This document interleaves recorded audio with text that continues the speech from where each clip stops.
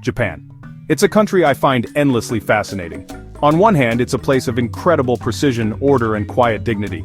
Think of the tea ceremony or the way a bullet train arrives exactly on time to the second.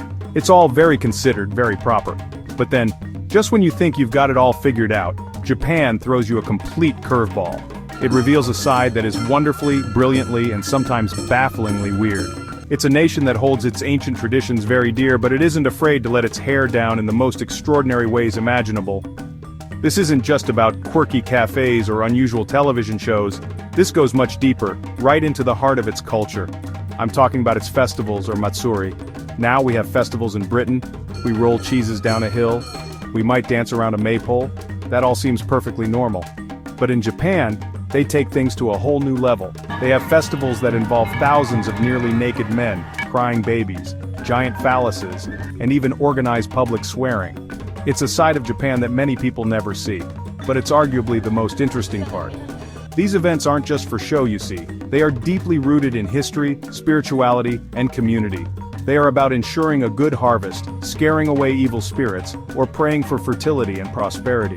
But the Japanese way of doing this is what makes it so special. They don't just say a quiet prayer, they get properly stuck in. They build enormous flaming torches, they dress up as terrifying demons, and they parade through the streets with an energy that is simply infectious. It's a fantastic blend of the sacred and the slightly bonkers. So, let's take a little trip. We're going to explore some of the most mind-boggling festivals Japan has to offer. First up, let's talk about a festival that involves a distinct lack of clothing. It's called the Hadaka Matsuri, which literally translates to Naked Festival.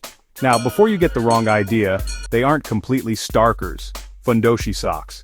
But that's about it. Thousands upon thousands packed together, braving the freezing cold of February. Steam rising from bodies. Their goal? Catch a pair of sacred sticks. Shingi. Priest throws the sticks into the crowd. Absolute chaos. A sea of humanity pushing and shoving. Whoever grabs the sticks gets a year of good fortune. Like a rugby scrum, 10,000 strong crowd, no ball, just a couple of small wooden sticks. You have to be pretty brave, or perhaps a little mad to get involved. The sheer energy of the crowd. From one unusual contest to another, we have the Naki Sumo, the Crying Baby Festival. Yes, you read that correctly. The aim of this festival is to make babies cry. It's held at shrines across Japan, most famously at the Sensoji Temple in Tokyo. The setup is simple. Two amateur sumo wrestlers each hold a baby and face each other in a sumo ring. The first baby to burst into tears is declared the winner. If you think a bit of pushing and shoving is intense, let me introduce you to the Japanese love of festivals involving massive amounts of fire. We begin with the Kurama Fire Festival, held in a small mountain village just outside Kyoto. This is not your typical bonfire night. On the evening of October 22nd, the entire village lights up.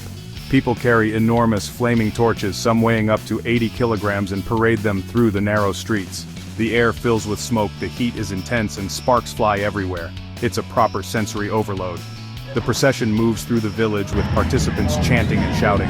The largest torches, called taimatsu, are brought from each house and gathered in front of the Yuki Jinja shrine. The whole spectacle is a reenactment of the ceremony that welcomed the shrine spirit to the village over 1,000 years ago. But if you want to see a fire festival on an even grander scale, you need to go to the Oniyo Fire Festival in Fukuoka. This one is all about purification. The goal is to drive away evil spirits with, you guessed it, a gigantic fire. For a week, priests pray and perform rituals in seclusion. Then, on the final night, the main event begins. 6 enormous torches, each about 13 meters long, weighing over a ton, are lit from a sacred fire. Right, now we move on to a couple of festivals that are, well, they're a bit anatomical. Let's start with the Kanamara Matsuri in Kawasaki. This is often known in English as the Festival of the Steel Phallus. Every spring, the streets around the Kanayama Shrine fill with people celebrating, you've guessed it, the phallus. You'll see it everywhere. On floats, carved into vegetables, as lollipops on keychains, novelty glasses. It's a celebration of fertility, safe childbirth, protection from sexually transmitted diseases. The festival's origins are linked to a shrine popular with prostitutes who prayed for protection from disease. Today it's a major tourist attraction and a fundraiser for HIV research. The main event is a parade of large phallic mikoshi, carried through the streets with great enthusiasm. Despite the subject, the atmosphere is fun and lighthearted. If one penis festival isn't enough, Japan has another. In Komaki, near Nagoya, they hold the Honen Matsuri, the Harvest Festival. The star attraction is enormous, 2.5 meters long, 280 kilograms, a huge wooden phallus carved from a fresh cypress tree each year. It's carried by men of a specific age thought to be unlucky. Carrying it transfers their bad luck away. Now for something completely different. Let's travel to the north of Japan, to the Oga Peninsula in Akita Prefecture. Here, on New Year's Eve, they hold the Namahage Seido Matsuri. This is a genuinely terrifying experience, especially if you're a child. Men dress up as Namahage, fearsome demons or ogres. They wear grotesque masks with sharp teeth and horns. They go from house to house, roaring and shouting, looking for lazy people and naughty children. It's the stuff of nightmares. The Namahage burst into homes, shouting, "Are there any crying kids around?" The parents, of course, are in on the act. They offer the Namahage sake and rice cakes to appease them. The demons promise good health and a rich harvest, then move on. From scary demons to muddy monsters, south to Miyakojima and Okinawa. Here, they have a festival for the Pontu. Pontu are beings covered head to toe in mud and vines, said to bring good luck and drive away evil. They cover themselves in sacred mud from a special well. Then they roam the village. They chase people and smear them with the stinking mud. No one is safe. They chase children. They daub the walls of new houses. They even get into people's cars. Now this is a festival I can really get behind. It's called the Warai Matsuri, or the Laughing Festival, in Wakayama. The story goes that a local deity once overslept and missed the annual gathering of the gods. She was so sad that the local villagers decided to laugh as loudly as they could to cheer her up, and they've been doing it ever since. The festival begins with a parade led by a clown-like figure called the Suzu Fury Oni, or bell-ringing demon. He leads a procession to the shrine and everyone follows along shouting "Warao, Warao," which means laugh, laugh. Finally we come to the Akutai Matsuri, the swearing festival. This might be the most unusual of them all. Once a year in 2 separate locations, people gather for a good old-fashioned shouting match. So there you have it. A whirlwind tour of some of Japan's most brilliantly bizarre festivals. From naked men scrambling for sticks to monsters smearing people with mud, it's a world away from the serene temples and manicured gardens we often associate with the country.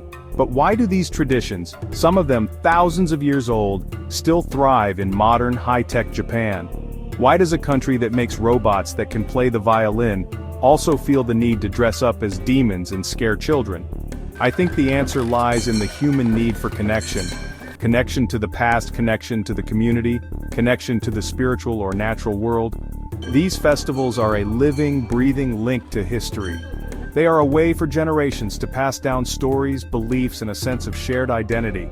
In our increasingly digital and isolated world, getting together with your neighbors to laugh, shout, or carry a giant wooden phallus through the streets is a powerful way to reinforce community bonds. It's a physical, tangible experience in an often intangible world. They also serve as a vital form of release. Life can be stressful. Festivals like the Akutai Matsuri provide a safety valve.